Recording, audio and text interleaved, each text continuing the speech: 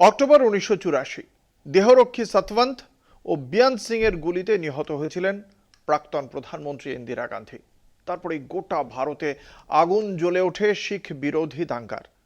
স্বাধীন ভারতের ইতিহাসের একটা কালো অধ্যায় সেই 1984 দাঙ্গার ঘটনা। অবশেষে প্রকাশ্যে শিখ বিরোধী দাঙ্গার দায় স্বীকার করলেন কংগ্রেস সাংসদ রাহুল গান্ধী। সম্প্রতি মার্কিন যুক্তরাষ্ট্র সফরে গিয়ে ব্রাউন বিশ্ববিদ্যালয়ের একটি আলোচনা সভায় অংশ নিয়েছিলেন লোকসভার বিরোধী দলনেতা। সেখানেই এক পড়ুয়ার প্রশ্নের উত্তরে দাঙ্গার দায় স্বীকার করেন রাহুল। খুব স্বাভাবিকভাবেই রাহুলের এই স্বীকারোক্তি নিয়ে রাজনৈতিক তাস খেলতে শুরু করেছে বিজেপি। এত বছর পরে এই দাঙ্গার দায় স্বীকার করার জন্য কংগ্রেসই বা কিভাবে দেখবে গোটা বিষয়টিকে, এই প্রশ্নই ঘোরাফেরা করছে রাজনৈতিক মহলে।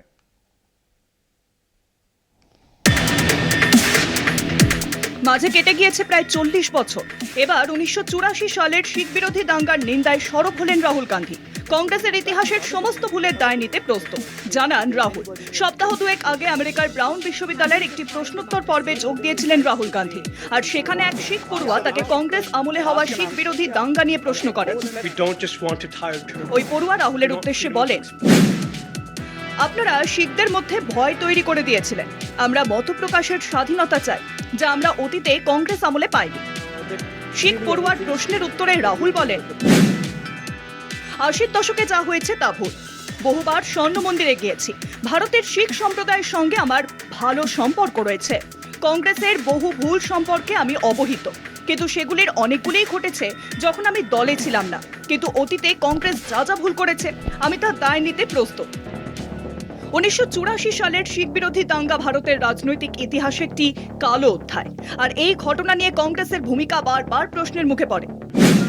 1980 দশকে প্রধানমন্ত্রী ইন্দিরা গান্ধীর নেতৃত্বাধীন কংগ্রেস সরকার পাঞ্জাবে বিচ্ছিন্নতাবাদী আন্দোলনের দমন করেছিল, যার নেতৃত্বে ছিলেন র্যাডিক্যাল শিখ নেতা জর্নেল সিং ভিন্দ্রানওয়ালে। অমৃতসরের স্বর্ণ মন্দিরে আন্দোলনকারী ভিন্দ্রানওয়ালেকে নিষ্ক্রিয় করতে ভারতীয় সেনাবাহিনী অপারেশন ব্লু স্টার পরিচালনা করে। এই অভিযানে শিখদের পবিত্র স্থান অকাল তখ্ত ধ্বংস হয়ে যায়, যা শিখ সম্প্রদায়ের মধ্যে তীব্র ক্ষোভের সৃষ্টি করে। এর কয়েক মাস পরে ইন্দিরা গান্ধী তার শিখ দেহরক্ষীদের হাতে নিহত হন। আর সেই হত্যার পর শিখদের বিরুদ্ধে ব্যাপক হিংসা চালানো হয়।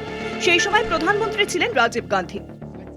1984 সালের শিখ বিরোধী দাঙ্গায় ক্ষত আজও বয়ে বেড়াচ্ছে কংগ্রেস। প্রায় 40 বছর বাদে ওই হিংসার ঘটনার দায় স্বীকার করলেন কংগ্রেসের সাংসদ রাহুল গান্ধী। রবিবার বিজেপি নেতা অমিত মালব্য একটি ভিডিও পোস্ট করেন তার এক্স হ্যান্ডেলে। ভিডিওটি সমাজ মাধ্যমে দ্রুত ছড়িয়ে পড়তে শুরু করেছে। ভিডিওটিকে হাতিয়ার করে কংগ্রেসের অতীতকে টেনে সমালোচনা শুরু করেছে গেরুয়া শিবির। প্রশ্ন উঠেছে, কংগ্রেসের মোকাবিলা করবে কোন পথে? এই ইস্যুতে কংগ্রেসের শিখ ভোট ব্যাংক কি হাতছাড়া হবে? রাজনৈতিক মহলের বক্তব্য, বিজেপি যেভাবে এই ইস্যু নিয়ে তেড়ে ফুঁড়ে উঠেছে এবং কংগ্রেস এখনো দলগতভাবে জবাব দিচ্ছে না, তাতে স্পষ্ট হচ্ছে কংগ্রেস কিছুটা ব্যাকফুটেই আছে। কলকাতা টিভি।